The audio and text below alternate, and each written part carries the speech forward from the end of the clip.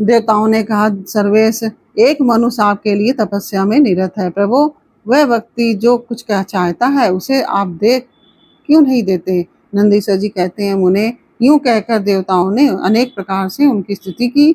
फिर उनके चरणों की ओर दृष्टि लगाकर वे विनम्र भाव से खड़े हो गए। तब उदार बुद्धि एवं प्रसन्न आत्मा महाप्रभु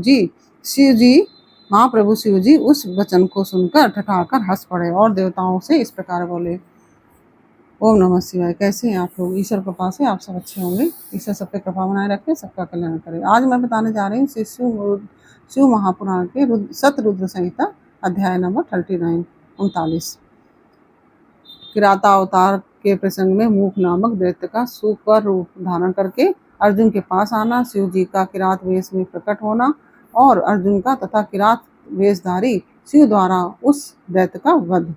ओम नमः शिवाय, ओम नमः शिवाय, हर हर बोले नमः शिवाय। गंगाधराय शिव गंगाधराय, हर हर बोले नमः शिवाय। नमः शिवाय, ओम नमः शिवाय, नमः शिवाय, ओम नमः शिवाय, ओम नमः शिवाय। नंदीश्वर जी कहते हैं, मुने, तदंतर अर्जुन व्यास जी के उपदेशानुसार विधि पूर्वक स्नान तथा न्यास आदि करके परम भक्ति के साथ शिव जी का ध्यान करने लगे। उस समय वे एक श्रेष्ठ मुनि की भांति एक ही पैर के बल पर खड़े हो सूर्य की ओर एकाग्र दृष्टि करके खड़े खड़े मंत्र जप कर रहे थे। इस प्रकार वे परम प्रेम पूर्वक मन ही मन शिव जी का स्मरण करके शंभु के सर्वोत्कृष्ट पंचाक्षर मंत्र का जप करते हुए घोर तप करने लगे। उस समय उस तपस्या का ऐसा उत्कृष्ट तेज प्रकट हुआ जिससे देवगण विस्मित हो गए। वे पुनः शिव जी के पास गए और समाहित चित्त से बोले, देवताओं ने कहा, सर्वेश, एक मनुष्य आपके लिए तपस्या में निरत है। प्रभु, वह व्यक्ति जो कुछ चाहता है उसे आप देख क्यों नहीं देते? नंदीश्वर जी कहते हैं, मुने, यूं कहकर देवताओं ने अनेक प्रकार से उनकी स्तुति की। फिर उनके चरणों की ओर दृष्टि लगाकर वे विनम्र भाव से खड़े हो गए। तब उदार भक्ति एवं प्रसन्न आत्मा महाप्रभु शिव जी उस वचन को सुनकर ठठाकर हंस पड़े और देवताओं से इस प्रकार बोले। शिव जी ने कहा कि देवताओं, तुम लोग अपने स्थान को लौट जाओ। मैं सब तरह से तुम लोगों के कार्य संपन्न करूंगा। यह बिल्कुल सत्य है, इसमें संदेह की गुंजाइश नहीं है। नंदीश्वर जी कहते हैं कि मुने, शंभु के उस वचन को सुनकर देवताओं को पूर्णतः निश्चय हो गया। तब वे सब अपने स्थान को लौट गए। इसी समय मूक नामक दैत्य सूकर का रूप धारण करके वहां आया। विप्रेंद्र, उसे उस समय मायावी दुरात्मा दुर्योधन ने अर्जुन के पास भेजा था। वह जहाँ अर्जुन स्थित थे उसी मार्ग से अत्यंत वेग पूर्वक पर्वत शिखरों को उखाड़ता हुआ, वृक्षों को छिन्न भिन्न करता हुआ तथा अनेक प्रकार के शब्द करता हुआ आया। तब अर्जुन ने भी दृष्टि उस मूक नामक असुर पर पड़ी। अर्जुन की भी दृष्टि उस मूक नामक असुर पर पड़ी। वे शिव जी के पाद पद्मों का स्मरण करके यूं विचार करने लगे। अर्जुन ने मन ही मन कहा कि यह कौन है और कहाँ से आ रहा है? यह तो क्रूर कर्मा दिखाई पड़ रहा है। निश्चय ही यह मेरा अनिष्ट करने के लिए आ रहा है। इसमें तनिक भी संशय नहीं है, क्योंकि जिसका दर्शन होने पर अपना मन प्रसन्न हो जाए वह निश्चय ही अपना हितैषी है, और जिसके दिखने पर मन व्याकुल हो जाए वह शत्रु ही है। आचार से कुल का, शरीर से भोजन का, वार्तालाप से शास्त्र ज्ञान का और नेत्र से स्नेह का परिचय मिलता है। आकार से, चाल ढाल से, चेष्टा से, बोलने से तथा नेत्र और मुख के विकार से मन के भीतर का भाव जाना जाता है। नेत्र 4 प्रकार के कहे गए हैं, उज्ज्वल, सरस, तिरछे और लाल। विद्वानों ने इनका भाव भी पृथक पृथक बतलाया है।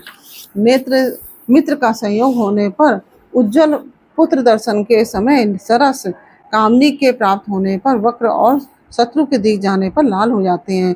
इस नियम के अनुसार इसे देखते ही मेरी सारी इंद्रियां कलुषित हो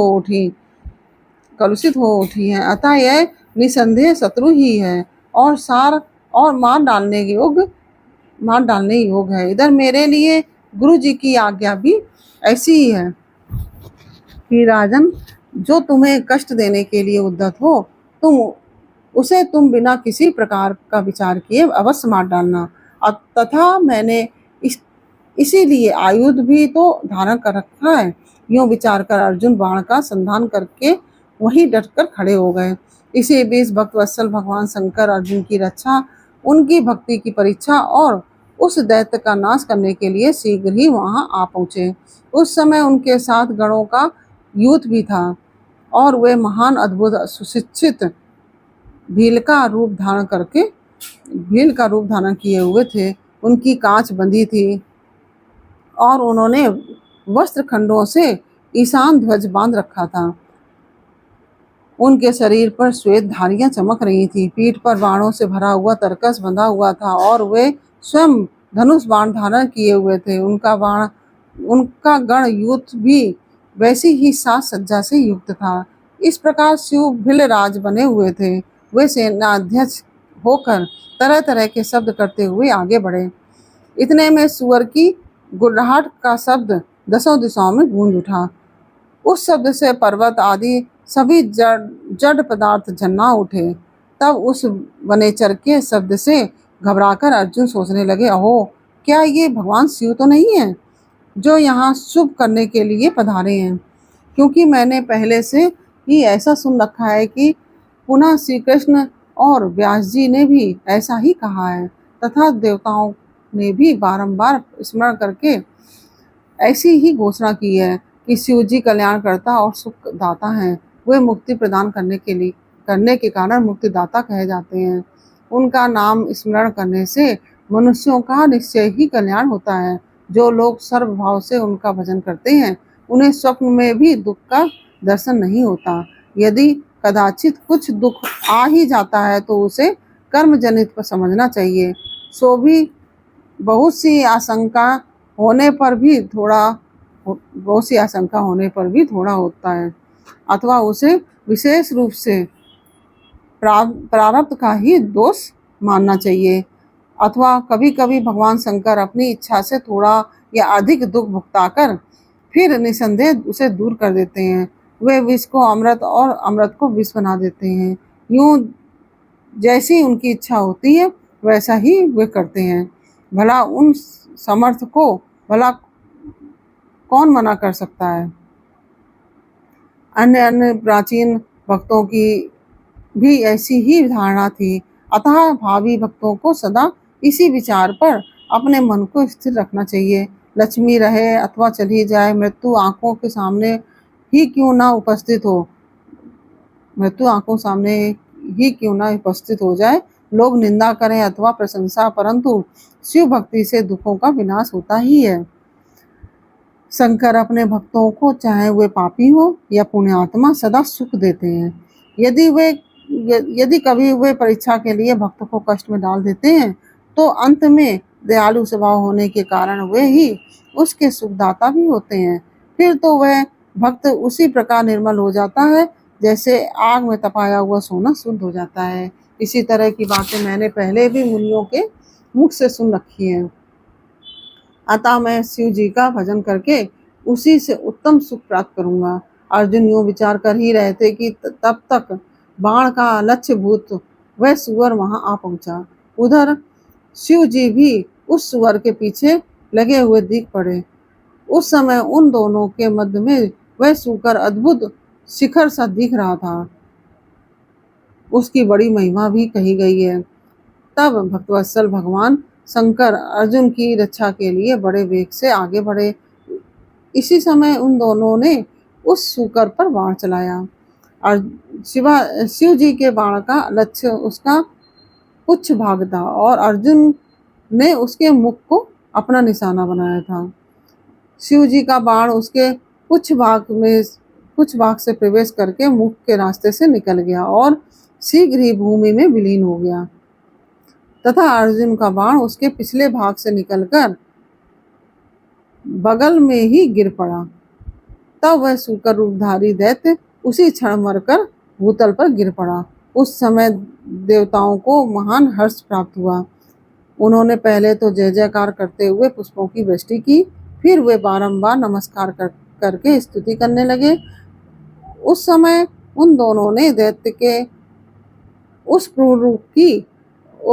क्रूर रूप की ओर दृष्टिपात किया। उसे देखकर शिव जी का मन संतुष्ट हो गया और अर्जुन को महान सुख प्राप्त हुआ।